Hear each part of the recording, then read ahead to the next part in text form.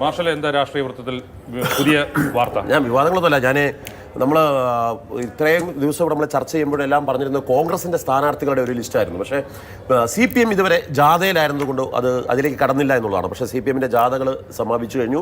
ഇപ്പോൾ അവർ സ്ഥാനാർത്ഥികളെയൊക്കെ തീരുമാനിക്കുന്നതിന് വേണ്ടിയുള്ള ആദ്യഘട്ട ചർച്ചകൾ നടക്കുകയാണ്. അതിൽ മനസ്സിലാക്കപ്പെടുന്നത് CPMൻ്റെ സംസ്ഥാന സെക്രട്ടേറിയറ്റിലെ 2 മെമ്പർമാർ, ഒന്ന് ഡോക്ടർ PK ബിജു, അതോടൊപ്പം തന്നെ M സ്വരാജ്, ഇവർ രണ്ടുപേരും മത്സരിക്കുന്നുണ്ട് എന്നുള്ളതാണ്. സ്വരാജിനെ കഴിഞ്ഞ ദിവസം പ്രമേശ് പൊന്നാനിയിൽ മത്സരിപ്പിച്ചിരുന്നു. പൊന്നാനിയിൽ നിന്ന് ഞാൻ മാറ്റുകയാണ്, അദ്ദേഹത്തെ കുന്നംകുളത്തേക്കാണ് ഞാൻ മാറ്റുന്നത്. പൊന്നാനിയിലല്ല, സീറ്റ് ഉറപ്പാണ് M സ്വരാജിന്. അദ്ദേഹം പൊന്നാനിയിലല്ല മത്സരിക്കുക, അദ്ദേഹം കുന്നംകുളത്ത് മത്സരിക്കും. AC മൊയ്തീൻ്റെ സിറ്റിംഗ് സീറ്റാണ്. അവിടെ സിറ്റിംഗ് സീറ്റിൽ ജയിക്കും. ഇതിനു മുമ്പും കഴിഞ്ഞ 4 ടേമുകളായിട്ട് തുടർച്ചയായിട്ട് വിജയിക്കുന്ന സീറ്റാണ്. അപ്പോൾ സുരക്ഷിതമായ ആ സീറ്റിൽ M സ്വരാജ് മത്സരിക്കും എന്നാണ്.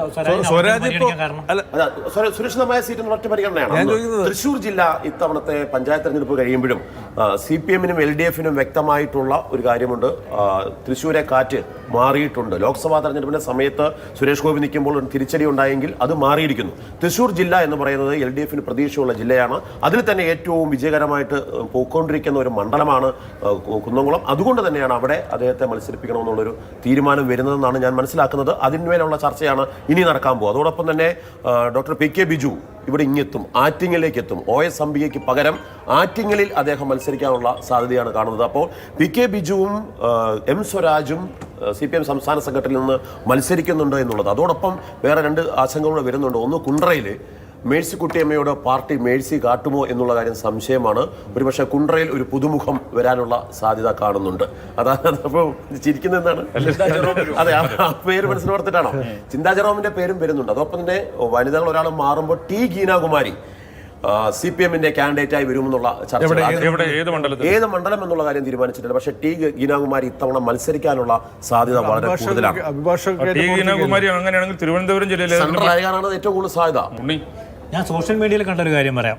N വേണുവില്ലേ, RMBയുടെ N വേണുവിനെ നാദാപുരത്തേക്ക് പരിഗണിക്കുന്നു. അത്തരം ചർച്ചകളിലുണ്ടോ? രണ്ടാമതൊരു സീറ്റ് RMBക്ക് കൊടുക്കുമോ എന്നുള്ളതൊരു വേറൊരു വിഷയം. കാരണം ഒരു സീറ്റ് RMBക്ക് ഓൾറെഡി ഉണ്ട്. കോൺഗ്രസ് നേതാക്കൾ നാദാപുരത്തിന് മുല്ലപ്പള്ളി രാമചന്ദ്രനും അഭിജിത്തും ഇപ്പൊ തന്നെ അവിടെ ഉണ്ട്. പിന്നെ RMBയുടെ വേണുവിനെ പരിഗണിക്കുകയാണ്. RMBക്ക് അവിടെ വോട്ടുണ്ട് കേട്ടോ. നാദാപുരത്ത് RMBക്ക് വോട്ടുണ്ട്, പിന്നെ കുറ്റ്യാടിയിൽ RMBക്ക് വോട്ടുണ്ട്, വടകരയിലും വോട്ടുണ്ട്. അതുകൊണ്ട് RMBയുടെ പിന്തുണയും വോട്ടും UDFന് അനിവാര്യമാണ്. പക്ഷേ രണ്ടാമതൊരു സീറ്റ് കൊടുക്കുമോ അതിന് കോൺഗ്രസ് സമ്മതിക്കുമോ എന്നതൊക്കെ ചർച്ചയിൽ വരേണ്ട കാര്യങ്ങളാണ്. അത് മാത്രമല്ല, അവിടുത്തെ ഒരു നാദാപുരത്ത് ഒരു ടൈറ്റ് ഫൈറ്റാണ് ഇനി വരാൻ പോകുന്നത് എന്നൊരു നിഗമനത്തിൽ ഇപ്പോൾ LDF എത്തിയിട്ടുണ്ട്. ശക്തനായ സ്ഥാനാർത്ഥി തന്നെ അവിടെ വേണമെന്നൊരു കഴിഞ്ഞ പ്രാവശ്യം 10 സീറ്റിൽ മത്സരിച്ച് ജോസഫ് ഗ്രൂപ്പിന് 10 സീറ്റ് തികച്ചു കൊടുക്കില്ല എന്ന് പറയുന്നിടത്ത് കഴിഞ്ഞ പ്രാവശ്യം ഒറ്റ സീറ്റിൽ മത്സരിച്ച RMBക്ക് രണ്ടാമതൊരു സീറ്റ് കൊടുക്കും. കുറവാണ്. ഞാൻ അവിടെ ആ പ്രദേശങ്ങളിൽ നടക്കുന്ന ചർച്ചയുടെ കാര്യം. അപ്പോൾ ഈ RMBക്കകത്ത് N വേണുവിനും സീറ്റ് വേണം എന്നുള്ളൊരു പ്രശ്നത്തിനെ തുടർന്നാണോ ഇത്തരത്തിലുള്ള ഒരു വാർത്ത വരുന്നത്? അല്ല, അവിടെ ആർക്കാണ് ജയസാധ്യത എന്നത് സംബന്ധിച്ചായിരിക്കും ചർച്ച. ഇപ്പോൾ ഈ 3 പേരുകൾ വരുമ്പോൾ ഇപ്പോൾ മുല്ലപ്പള്ളി രാമചന്ദ്രന്റെ പേര് തുടക്കത്തിൽ അവിടെ ശക്തമായി കേട്ടതാണ്. ഇപ്പോൾ അത്ര കേൾക്കുന്നില്ല. അഭിജിത്തിന്റെ പേര് തന്നെ വീണ്ടും വരുന്നു. പിന്നെ പ്രവീണാണ് ആ മത്സരം ടൈറ്റിലേക്ക് കൊണ്ടുവന്ന ഒരു നേതാവ്. പ്രവീണാണ് 4000 വോട്ടിന്റെ ഡിഫറൻസിലേക്ക് അവിടെ എത്തിച്ചത് പ്രവീണാണ്. പക്ഷേ അന്ന് 3 തവണ ഇലക്ഷനിൽ മത്സരിച്ച അദ്ദേഹമായിരുന്നു. പിന്നെ അവിടെ ഇത്തവണ അദ്ദേഹം മത്സരിക്കില്ല എന്തായാലും. ഗവാസിന്റെ പേരാണ് ഇത്തവണ ആദ്യം വന്നത്. പക്ഷേ മത്സരം ടൈറ്റ് ആവുകയാണെങ്കിൽ ഒരുപക്ഷെ റിസ്ക് എടുക്കാൻ തയ്യാറാവില്ല. സത്യൻ മൊകേരിയെ അവിടെ കുറച്ച് സത്യൻ മൊകേരിയുടെ ഭാര്യയുടെ പേരും അതേ മണ്ഡലത്തിൽ തന്നെ പരിഗണിക്കുന്നുണ്ട്. കാരണം എന്ന് പറഞ്ഞാൽ അവിടെ CPM വിരുദ്ധ വോട്ടുകളുള്ള സ്ഥലമാണ്. അത് ക്രിസ്ത്യൻ മേഖലകളിലും മുസ്ലിം മേഖലകളിലും CPM വിരുദ്ധ വോട്ടുകളുണ്ട്. അത് പക്ഷേ CPIക്ക് ക്യാച്ച് ചെയ്യാൻ പറ്റും.